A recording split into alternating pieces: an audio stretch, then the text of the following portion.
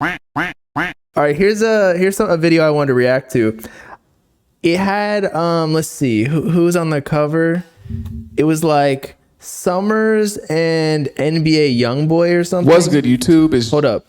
It said this duo is killing modern day rap albums. Let me see who's on the thumbnail. I was like, damn, they're really no Lil Baby and Summers. Why? I don't get the relation. Justice, I used to be Pay, and today I'm back with another video. Now in this video, I'm gonna be talking about the duo that is killing rap albums, okay? This duo has been running amok over all the rap albums over the past like 5 to 6 years, and I'm gonna explain why they're killing rap. Well, not killing rap, but killing rap albums. Rap albums do suck nowadays, I'm not gonna lie. At least, I already told y'all, a lot of the underground rappers, they're amazing when it comes to singles or just SoundCloud drops on the fly. But when they get to actually dropping a cohesive themed album, it's just like a compilation of the songs they recently made.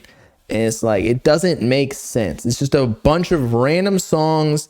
There is no like tie with the message or anything, you know what I mean? Like Whole Lotta Red, you got like the whole vampire thing. Eternal Atake, it had even the alien theme, right?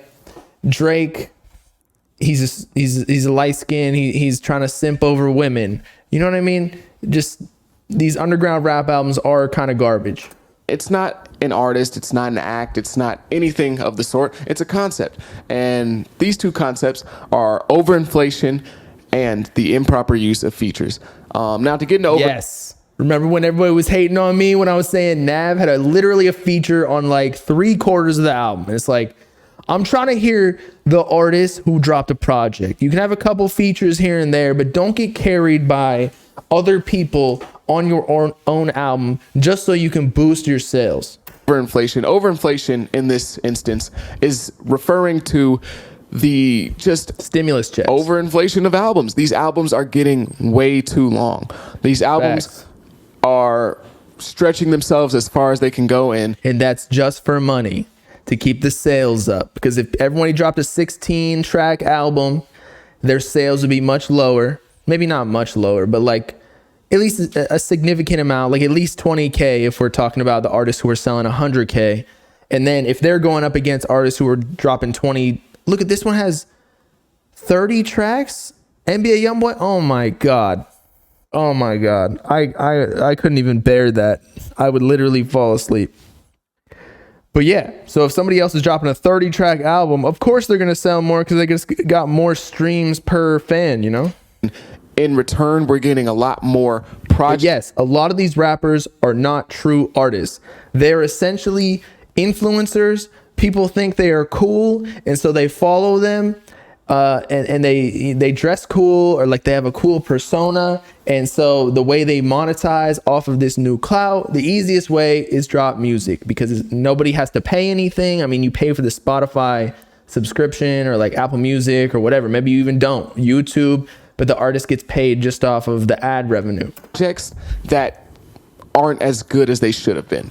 Now, these projects that are coming out, these rap albums, they're all 20 plus songs, 21, 24, 25, 26 songs long, and they really all should be somewhere in the range of 15 to 17. Now, that's not to say that every single project has to be, 14 songs or something like that, but a lot of these projects stretch themselves. I think the only people who have the pass to do 20-track albums are like the OGs who have been in the game and have proven themselves musically, like a Kanye or even a Drake or even a Uzi or Cardi or a Tyler the Creator, like people who actually know how to make music. Tyler the Creator has the pass to do whatever he wants because he actually like produces and whatever, like he knows what he's doing. To 24. They're not just a 24 song project. A lot of these projects stretch themselves to 22. They're not just a 22 song project. More times than not, it's really a 15 song project that got stretched to 24. Sometimes I'd say it's even like a 10-track album that got stretched to 25. That's oftentimes what is happening on these rap albums. And so as a whole, it's going to dilute the album. It's going to make the quality a lot thinner. It's going to make it a lot less compact and solid and overall just a good album. I think it's because, and I think Taz Taylor tweeted this today or yesterday. It's like, because sales is such a, in numbers and like just social media, all the numbers are so public nowadays, and people will troll you or hate on you if you sell less. So like there's so much pressure to sell a lot, like have big numbers in your first week. So it's almost like you force the artist's hands, not you, but like the overall sentiment in the rap community to just drop projects for sales, not necessarily like the actual like thing that we're listening to, like the product. We're going for quantity over quality. Because you attempted to add an extra 7 songs and an extra 9 songs that just don't really need to be there. And there's a major reason for this. It's pretty obvious, and that's streaming services. You know, we haven't been in the streaming era for even a decade yet. It's been about what, like 5 solid years of everyone consistently streaming music.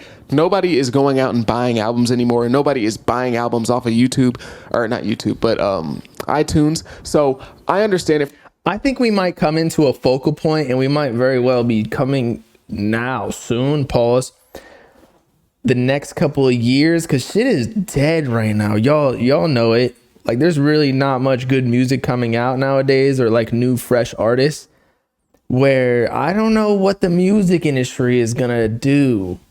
It just got so saturated. So like people are gonna be turned off. Like today I was at the gym. I usually just listen to my playlist, because the one that's public on my Spotify, because it's like the newer music or whatever. But like really there's not many additions that I can make lately. And so I listen to my old music, like old Wiz Khalifa and Drake and shit. And I was like, damn, has it really come to this?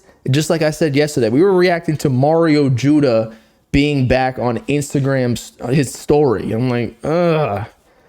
We're in an apocalypse. Y'all saw the smoke in New York. from the artist's perspective, you want to still be able to sell and have high numbers and stuff, and you want to make money off your music. But because of streaming services, it makes it a lot harder for artists to do that, and more people are just on streaming services than are buying albums. Like you'll see, like I think Lil Durk's last album just sold 125K first week, and it only sold like 2,000 real copies. Like people just aren't buying projects anymore. So I get it from the perspective of, okay, since everyone is streaming, let me try and make as much money as I can, get as many streams as I can possible. But in return, the quality is a lot less.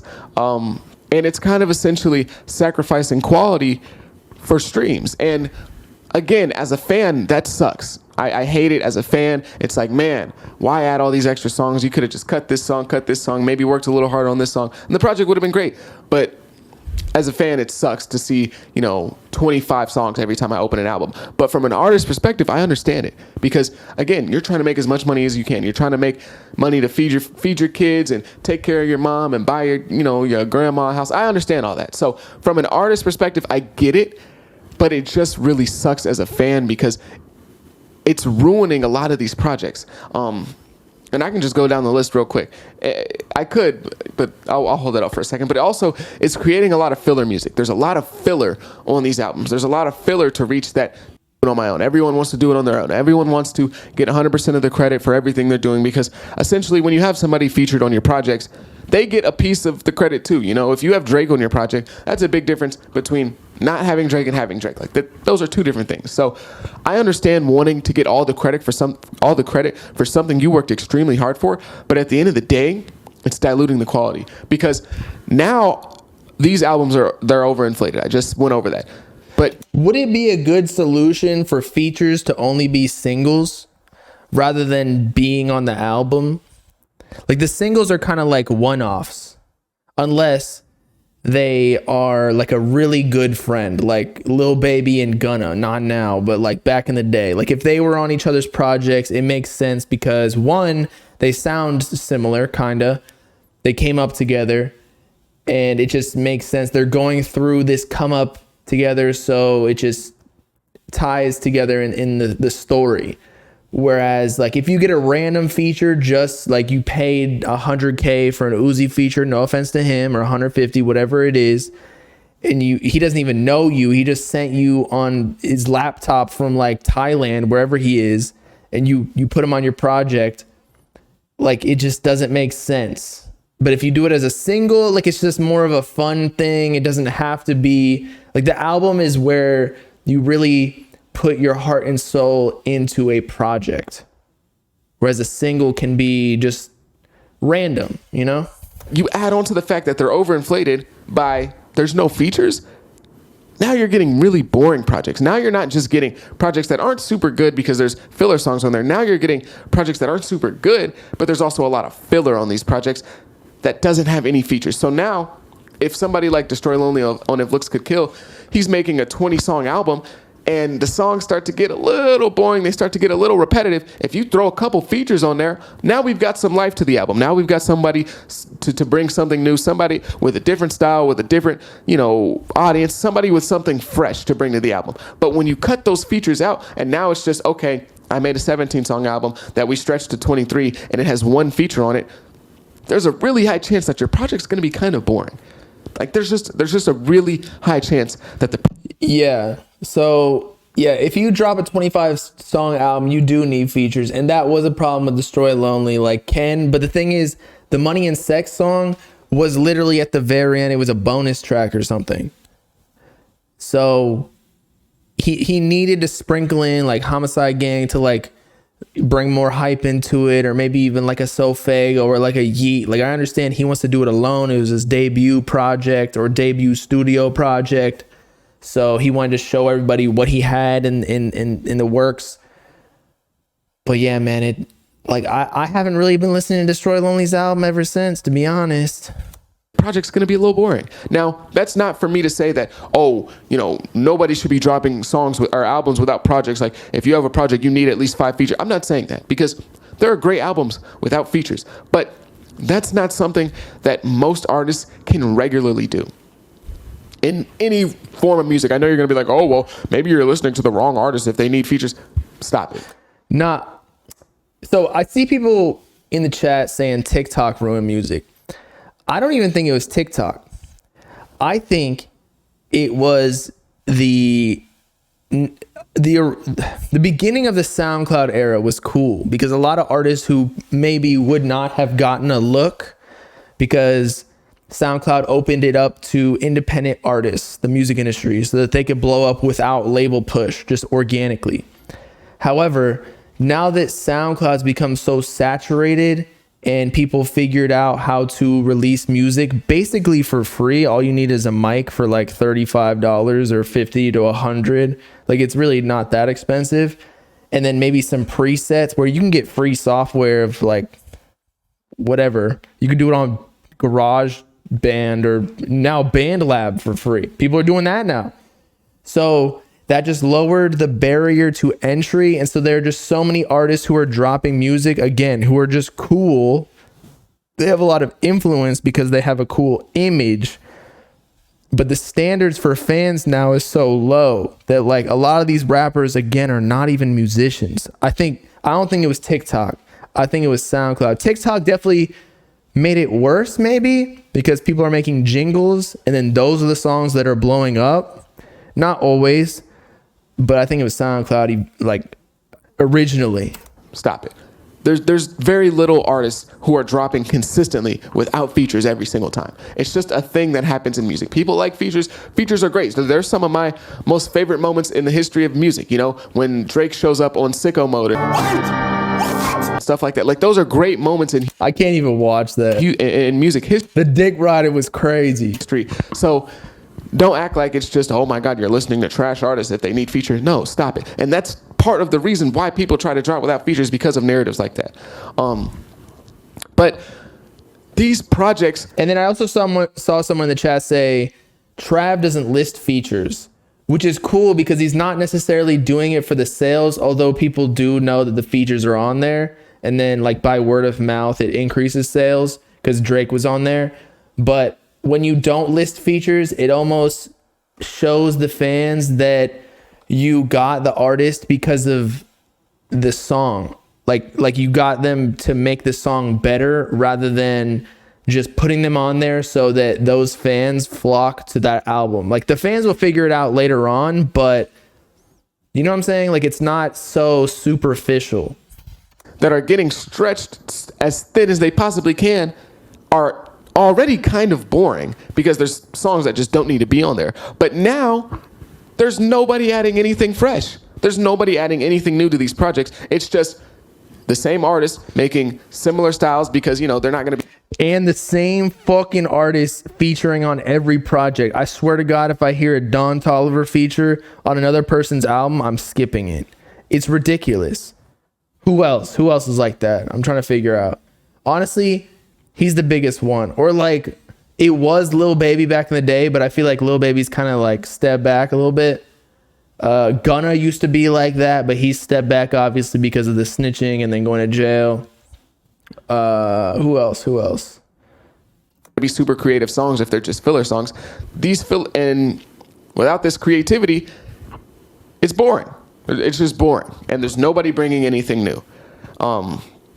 Like there are people really making 24-song albums with 1 to 2 features. That's insane. Like that's crazy.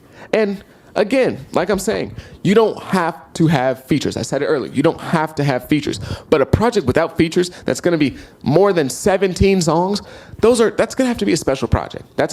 All right. We get it. Solid points. I agree totally.